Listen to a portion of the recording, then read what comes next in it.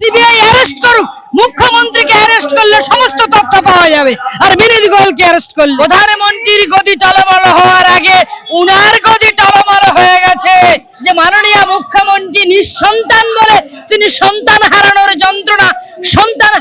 যন্ত্রণা কষ্ট বোঝার ক্ষমতা উনার নেই। উনি সিবিআই এর কাছে বিচার চাওয়ার কে? ফোর্স করলে কার্বলিক অ্যাসিড ঢেলে দেবে, বডির রাজনীতি করেন বলে উনি সবাইকে বুঝছেন যে বডির রাজনীতি করতে এসেছিল। উনি যেহেতু বডি নিয়ে রিজিয়নের বডি নিয়ে উনি রাস্তায় হাঁটেননি, কি বলেছিলেন? পার্সার কাছে দাঁড়িয়ে ইনসাফ চাই, ইনসাফ পেয়ে কালীঘাটে ত্রিস্তরীয় দুর্ভেদ্য দুর্গ। তার মানে কি যে নবান্ন অভিযানের কিছু মানুষ যদি, জনগণ যদি উল্টো দিকে 180 ডিগ্রি যদি ঘুরে কালীঘাটের দিকে যায়, তাহলে তো উনি আর মুখ্যমন্ত্রী থাকতে পারবেন না। গ্রামে একটা কোনো দুর্ঘটনা ঘটলে, কিছু হলে ওই ডেড বডি নিয়ে তিনি কলকাতায় চলে আসেন। উনি লাশের রাজনীতি করে উনি গণতন্ত্রের যে সিঁড়িগুলো বেয়ে নবান্ন তখন ছিল না, রাইটার্সে উঠেছিলেন, সেই গণতন্ত্রের সমস্ত সিঁড়ি উনি ভেঙে দিয়েছেন। বুঝবে সেটা করুন। তার মানে কি উনি উনার যে খাকি উর্দিধারী পুলিশ বাহিনী, আর এই কলকাতা পুলিশ সাদা উর্দিধারী পুলিশ বাহিনী, আর হচ্ছে তৃণমূলের মদতপুষ্ট, তৃণমূলের আশ্রিত, তৃণমূলের গুন্ডা বাহিনী যারা আছে, তাদেরকে তিনি লেলিয়ে দিতে চাইছেন। এই আন্দোলনকে, এই আন্দোলন, গণ আন্দোলনকে, জাস্টিস ফর আরজি কর নিয়ে যে আন্দোলন রাস্তায় আছড়ে পড়েছে, এটা তিনি দমিয়ে দেওয়ার জন্য বুঝে নেওয়ার কথা বলছেন, ফোঁস করার কথা বলছেন। এই মাননীয় মুখ্যমন্ত্রী যদি তিনি নবান্নের 14 তলার চেয়ারটা না ছাড়েন, গণ আন্দোলন জনশুনানি এমন হবে যে উনি ওই নবান্ন থেকে বেরিয়ে রাজভবনে এসে রাজ্যপালের কাছে রিজাইন দেওয়ার সময় পাবেন না। তার আগে নবান্নের পেছনের দরজা দিয়ে সোজাসরি দমদম এয়ারপোর্ট থেকে দুবাই পালিয়ে যেতে হবে। নামটা মমতা, কিন্তু অরিজিনালে নির্মমতা। শুধু ও চেয়ারটার জন্য এগুলো করছে, যে উনি অশান্ত হলে নাকি কি করতে পারে। আমি বলছি, হ্যাঁ, অশান্ত হলে আগুন জ্বালাবেন উনি বলেছেন। বলে আগুন আপনাকে জ্বালাতে হবে না, আগুন আপনার বাড়িতে লেগেছে, পিসি ভাইপো যে গন্ডগোল লেগেছে, তারপর যে আগুন আপনি রাজ্যে লাগিয়েছেন 9 তারিখের ঘটনায়, পুলিশ মন্ত্রী, স্বাস্থ্যমন্ত্রী, মুখ্যমন্ত্রী একজন তরুণী ডাক্তারের নিরাপত্তা দিতে পারেন না। কত বেহায়া, নির্লজ্জ, অপদার্থ, অযোগ্য মুখ্যমন্ত্রী যে মহিলা মুখ্যমন্ত্রী একজন তরুণী ডাক্তারের নিরাপত্তা দিতে পারছে না। এই দায় নিয়ে উনাকে তো সরে যাওয়ার দরকার। উনি আবার 28 তারিখে মেয়র রোডে গলার শির ফুলিয়ে, গলা সপ্তমে চড়িয়ে পিসি আর ভাইপো এই আন্দোলনকে গলার জোরে তিনি চাপা দিতে চাইছেন। আগুন উনি জ্বালাতে পারবেন না। ঘটনা ঘটার 5 দিন তো রাজ্য সরকারের হাতে ছিল, মাননীয় মুখ্যমন্ত্রীর হাতে ছিল।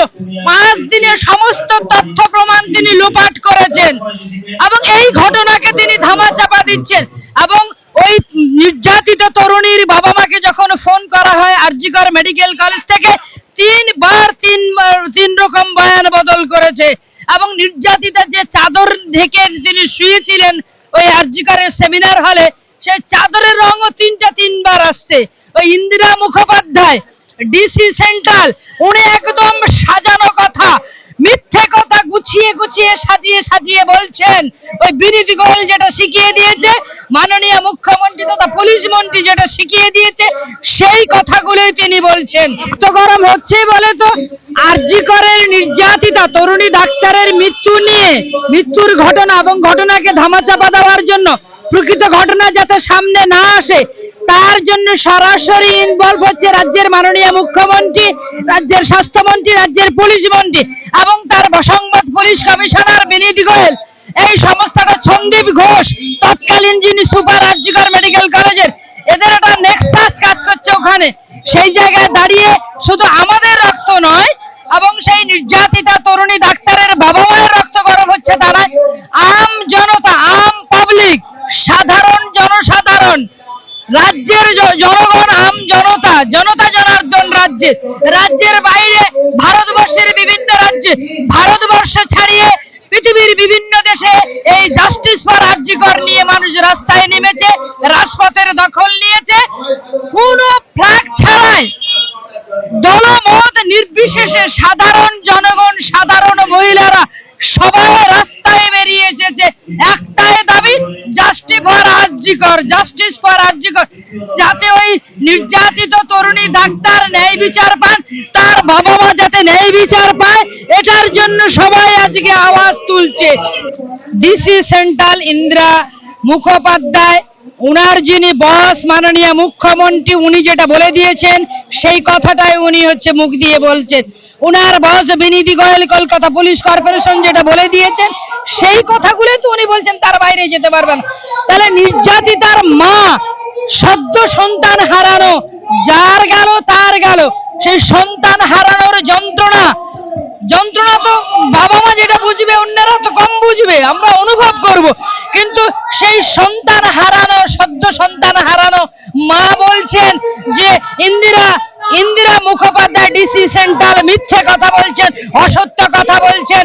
এবং উনি আরো একটা দাবি করেছেন নির্যাতিতার বাবা মা, যে মাননীয় মুখ্যমন্ত্রী নিঃসন্তান বলে তিনি সন্তান হারানোর যন্ত্রণা কষ্ট বোঝার ক্ষমতা ওনার নেই। নির্যাতিতার মার বুক ফাটা হাহাকার রাজ্যের সমস্ত মানুষের হৃদয়কে নাড়িয়ে দিয়েছে। যেভাবে নির্যাতিতার মা হাহাকার করছেন তার তিলোত্তমার জন্য, তিনি পথ চেয়ে আছেন যে কবে তার তিলোত্তমা বাড়িতে ফিরবে। আমরা জানি, তার বাবা মাও জানে যে তিলোত্তমা আর জীবনে ফিরে আসবে না, কিন্তু তবুও বাবা মা যতদিন বেঁচে থাকবে তার পথ চেয়ে তারা বসে থাকবে যে কবে তাদের মেয়ে তিলোত্তমা বাড়ি ফিরবে। ফোঁস করার কথা বলছেন যে চারিদিকে নাগিনীরা ফেলিতেছে বিষাক্ত নিঃশ্বাস। উনি নাগিনী, তাই তো? ফোঁস কে করে? নাগিনীরা, মানে সাপকে ফোঁস করতে বলছে, বলে চারিদিকে নাগিনীরা ফেলিতেছে বিষাক্ত নিঃশ্বাস। তো উনি ফোঁস করতে বলেছেন। ফোঁস করলে জনগণের যেটা দায়িত্ব, কর্তব্য, যে ফোঁস করলে কার্বলিক অ্যাসিড ঢেলে দেবে।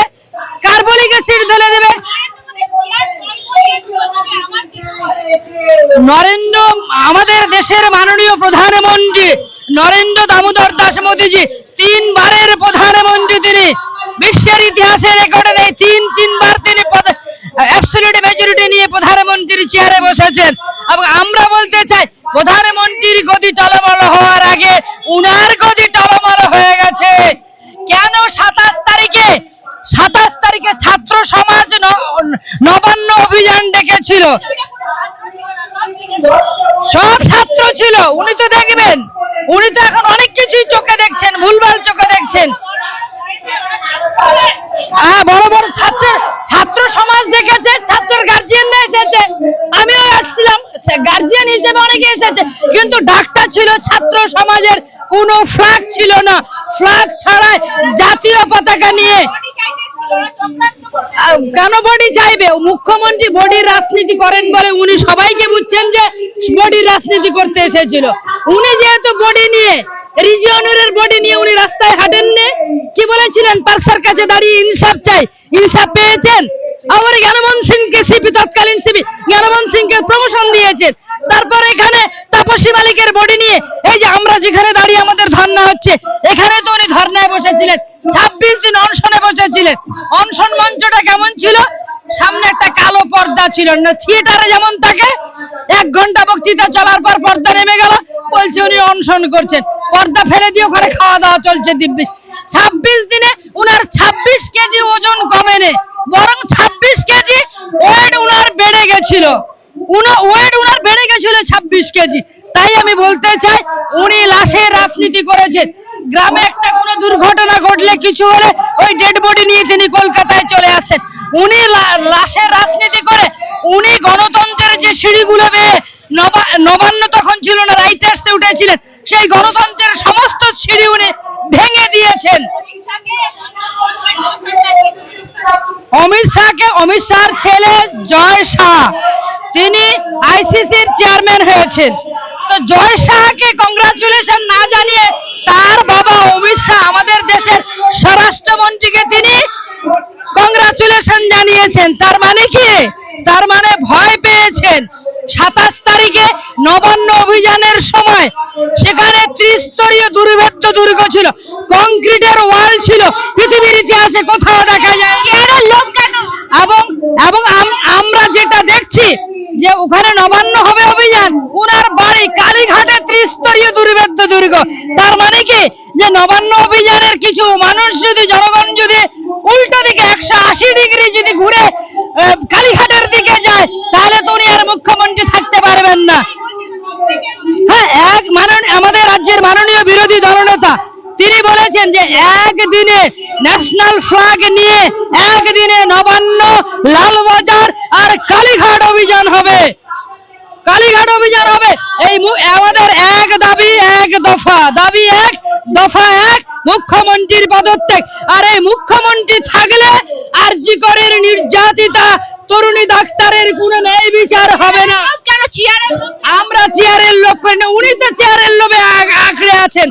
বাংলাদেশের মতো যদি পরিস্থিতি হয়, বাংলাদেশের প্রধানমন্ত্রী শেখ হাসিনা উনি ওই দেশের সেনা প্রধানের অনুকম্পায়, সেনা প্রধানের দয়ায় রিজাইন দিয়ে সেনাবাহিনীর সেনাপ্রধান ওয়াকুরুজ্জামানের কাছে রিজাইন লেটার, গণ আন্দোলন দেখে ভয় ভীত হয়ে সেনাপ্রধানের কাছে রিজাইন লেটার দিয়ে সেনাপ্রধানের দয়ায়, সেনাপ্রধান ওয়াকুরুজ্জামানের অনুকম্পায় সেনাবাহিনীর বিশেষ বিমানে বাংলাদেশ ছাড়তে বাধ্য হয়েছিলেন শেখ হাসিনা।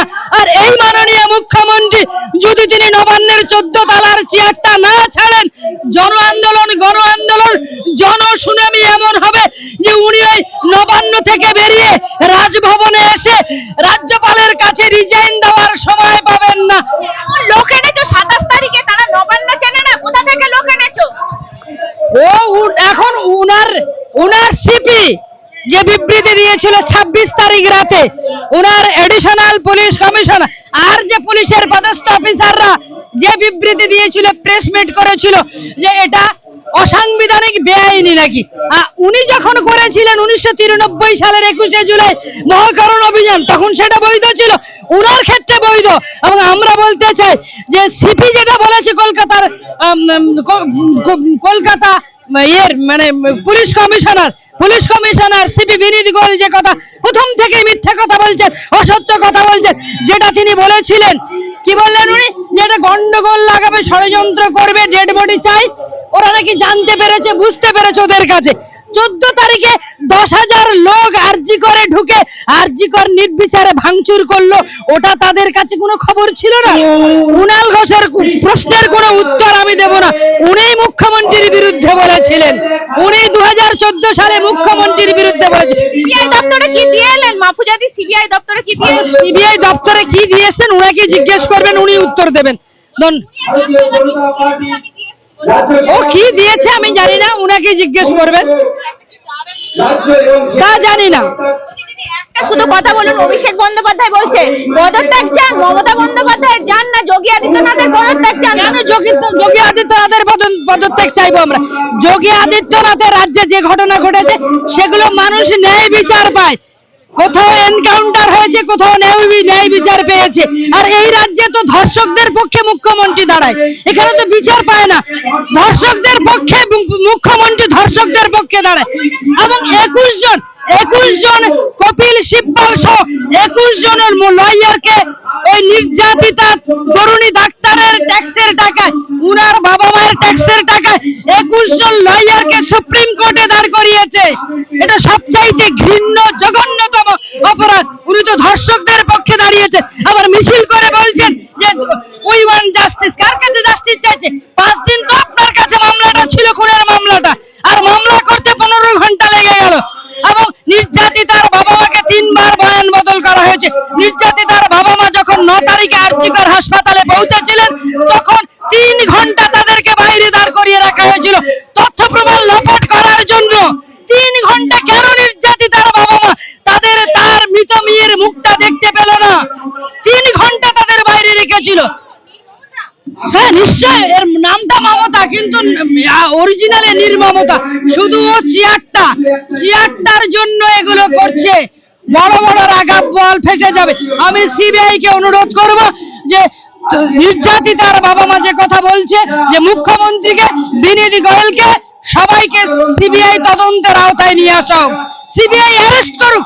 মুখ্যমন্ত্রীকে অ্যারেস্ট করলে সমস্ত তথ্য পাওয়া যাবে, আর বিনীত গোয়েলকে অ্যারেস্ট করলে